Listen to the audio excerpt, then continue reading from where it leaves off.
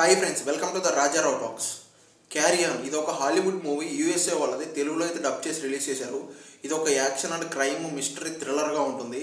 పర్లేదు, బాగానే ఉంది ఫ్రెండ్స్. వన్ టైం అయితే చూడొచ్చు. అసలు బేసిక్ కాన్సెప్ట్ ఏంటి, సినిమా ఎలా ఉంది, సింపుల్ క్లారిటీ చెప్తా. ప్లీజ్ ఈలోపు ఒక లైక్, ఒక సబ్స్క్రైబ్ కొట్టేశారు కదా, థ్యాంక్ యూ. ఇంకా మన బేసిక్ కాన్సెప్ట్ ఏంటంటే, క్రిస్మస్ రోజు ఒక అన్నోన్ పర్సన్ ఫ్లైట్లో జర్నీ చేయడం కోసం ఒక మిస్టీరియస్ బ్యాగ్, ఒక డేంజరస్ బ్యాగ్ అనే చెప్పుకోవాలి. ఆ బ్యాగ్ ఏంటంటే సెక్యూరిటీ చెక్ లేకుండా అక్కడ ఆ బ్యాగ్ని పాస్ చేయమని చెప్పి చెప్తారనమాట ఒక సెక్యూరిటీ గార్డ్కి.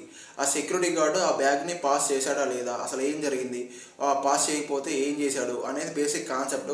లిటరల్లీ చెప్పాలంటే పర్లేదు. ఫస్ట్ హాఫ్ అంతా కూడా ఈ సినిమా కొంచెం స్లోగా ఆ బ్యాగ్లో ఏముంది, అసలు ఏం జరుగుతుంది అనేది మొత్తం కూడా ఎక్స్ప్లెనేషన్ చూపించారు. అంతా బాగుంది, పర్లేదు అనిపించింది. సెకండ్ హాఫ్ అంతా ఇంకొంచెం పర్లేదు అనిపించింది. ఓవరాల్గా సినిమాకి పర్లేదు ఫ్రెండ్స్, వన్ టైం చూడొచ్చు. అసలు ఆ బ్యాగ్లో ఏముంది, ఏం జరుగుతుంది, ఏంటి అనేది మాత్రం చివరి వరకు సస్పెన్స్ అయితే మెయింటైన్ చేశారు. పర్లేదు, బాగానే ఉంది.